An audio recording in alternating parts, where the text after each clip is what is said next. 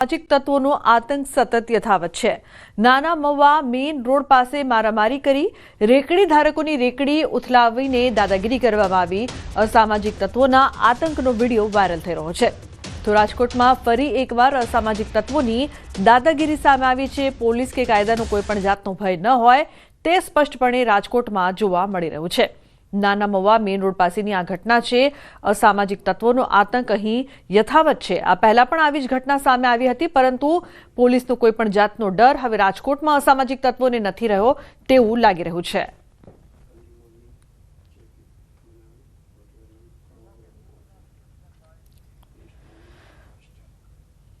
તો બીજી તરફ અમદાવાદ શહેરમાં ફરી અસામાજિક તત્વોનો આતંક સામે આવ્યો છે। કૃષ્ણનગર પોલીસ સ્ટેશન વિસ્તારમાં લુખ્ખા તત્વો બેફામ બન્યા છે।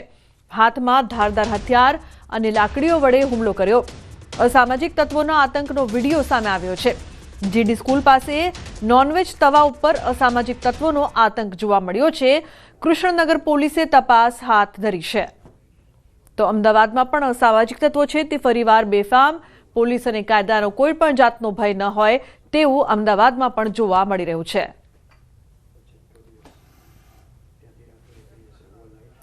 તો લાકડી લઈને તૂટી પડ્યા છે। આ દ્રશ્યો અમદાવાદના છે કે જ્યાં કઈ રીતે લુખ્ખા તત્વો આવીને માર મારી રહ્યા છે। પોલીસનો ડર નથી, કાયદાનો ડર નથી। સીસીટીવીમાં સમગ્ર ઘટના કેદ થઈ છે, પરંતુ છતાં પણ આ પ્રકારની ઘટના છે તે અમદાવાદમાં સતત વધી રહી છે। તો બીજી તરફ અસામાજિક તત્વો સમગ્ર રાજ્યમાં બેફામ બની રહ્યા હોય તેવા બે દ્રશ્યો રાજકોટ અને અમદાવાદથી સામે આવી રહ્યા છે। રાજકોટમાં પણ દાદાગીરી જોવા મળી। ખુલ્લેઆમ રસ્તાની વચ્ચે દાદાગીરી કરવામાં આવી રહી છે। તો બીજી તરફ અમદાવાદમાં પણ અસામાજિક તત્વો છે તે દુકાનમાં ઘૂસીને બબાલ કરે છે।